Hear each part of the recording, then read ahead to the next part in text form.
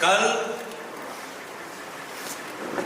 मुख्यमंत्री हिमंत बिश्व शर्मा के 2.5 घंटे के संवाद मेल में उन्होंने एक भी ऐसा प्रमाण नहीं दे पाए जो ये साबित कर सकता है कि मैं किसी दूसरे देश का एजेंट हूं। उन्होंने गोल मोल करके बातों को बताया। सबसे पहले ये एसआईटी रिपोर्ट उनके पास 6 महीने पहले ही था और वो इतने समय पिछले साल लगभग कहते रहे कि 10 सितंबर को वो सारा रिपोर्ट देश के सामने रखेंगे और केंद्र सरकार को वो अपने रिकमेंडेशन भेजेंगे। तो अगर मामला राष्ट्रीय सुरक्षा का है तो हमारा सबसे पहला सवाल ये है कि मुख्यमंत्री पिछले 6 महीने से इस रिपोर्ट पर क्यों चुप थे। सितंबर में ही जब रिपोर्ट उनके पास आ गया था तभी इस रिपोर्ट का पर्दाफाश मीडिया के सामने क्यों नहीं किया, केंद्र सरकार को रिकमेंडेशंस क्यों नहीं दी।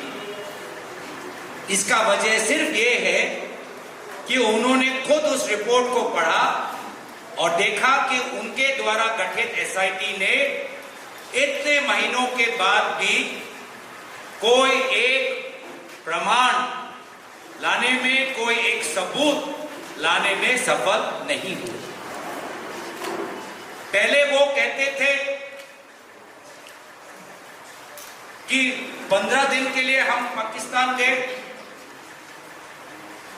कल कहा 10 दिन। पहले तो ऐसे कहते थे कि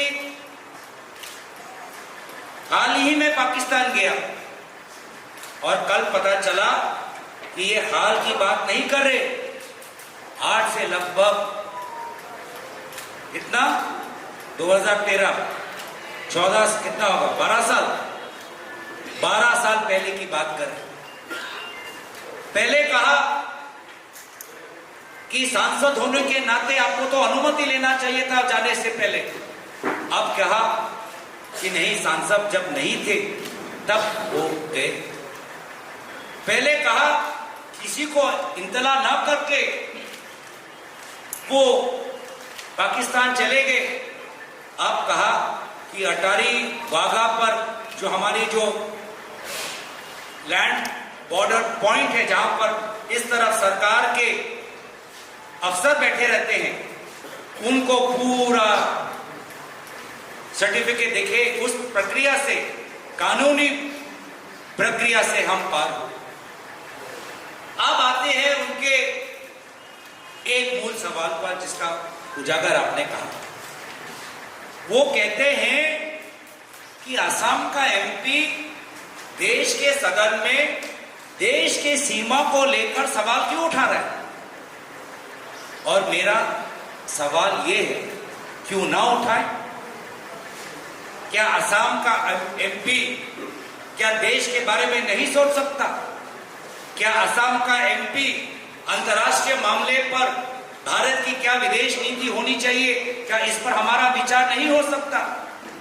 क्या हम असम के एमपी, क्या हम देश के राजनीति के बारे में, देश की सुरक्षा के बारे में हमारे पास कोई जानकारी नहीं, कोई ज्ञान नहीं कि हम सवाल ना पूछे?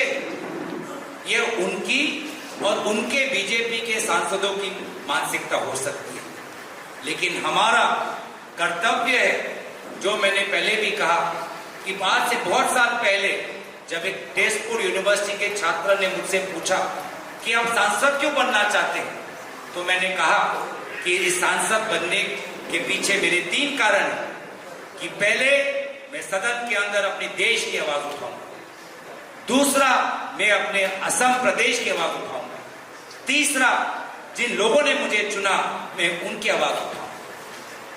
और ये भी हो सकता है, मैं चाहूंगा कि वो थोड़ा पढ़ ले कि जो सवाल का जिक्र वो कर रहे हैं वो सवाल दूसरे दलों के सांसदों ने भी उठाया है।